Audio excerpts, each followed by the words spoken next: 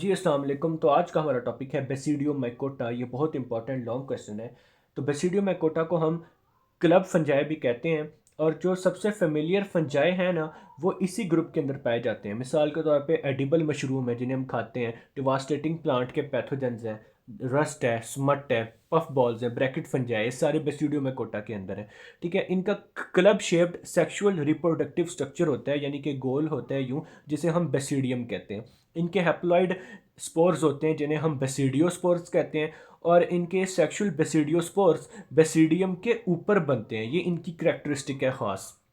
इसके बाद इनका जो जब बेसिडियोस्पोर जर्मिनेट करेंगे तो जो हाइफी बनाएंगे वो इनके सेप्टेट होते हैं, यानी कि उनके अंदर क्रॉस वॉल्स प्रेजेंट होती हैं। इनके अंदर जो फेजेस होते हैं, एक अर्ली फेज होता है, एक लेटर फेज। अर्ली फेज की बात करें तो ये छोटा फेज होता है, ये मोनोकैरियोटिक फेज होता है, यानी एक एक न्यूक्लियाई प्रेजेंट है, और ये न्यूट्रिशनल फेज है। इसके अलावा लेटर फेज को देखें तो ये लंबा फेज होता है, बाई न्यूक्लिएटेड फेज है, डाइकैरियोटिक फेज है, यानी इसमें दो दो न्यूक्लियाई प्रेजेंट होते हैं, और ये रिप्रोडक्टिव फेज है।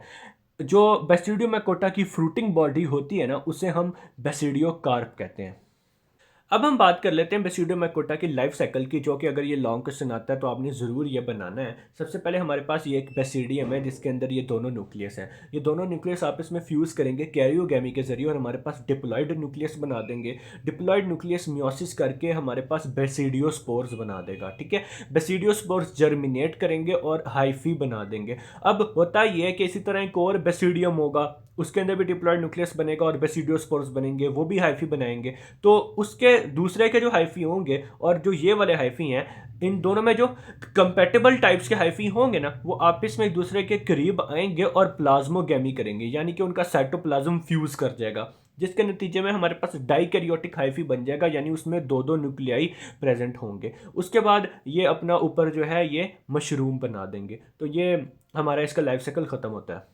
साथ ही हमारे पास एक शॉर्ट क्वेश्चन आ जाता है, difference between rust and smut.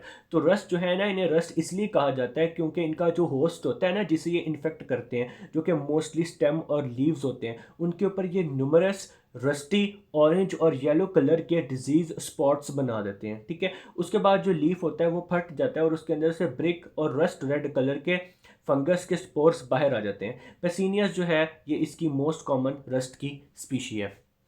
Smut की बात करें तो इसे स्मट इसलिए कहा जाता है क्योंकि इसके अंदर ब्लैक और डस्टी स्पोर मैसेज बनते हैं, जो कि रिजेंबल करते हैं सूट और स्मट को। स्पोर मैसेज का मतलब ये है कि स्पोर्स का गुच्छा बन जाता है, और सूट जो है ना, ये ब्लैक कलर का सब्सटेंस होता है जो कि आपको इंजन्स में मिलता है कंबशन के नतीजे में, और ये स्पोर मैसेज रिप्लेस कर लेते हैं ग्रेन कर्नल को। ग्रेन कर्नल हम सीड्स को कहते हैं, such as those of wheat and corn. तो ये वीट एंड कॉर्न वगैरह जो हैं, इनको ये इन्फेक्ट करते हैं, और उस्टिलैगो जो है ये इसकी मोस्ट कॉमन स्पीशी है। तो हमारा बेसिडियम मैकोटा का टॉपिक खत्म होता है। उम्मीद है कि आप लोगों को समझ आ गई होगी। अल्लाह हाफिज़।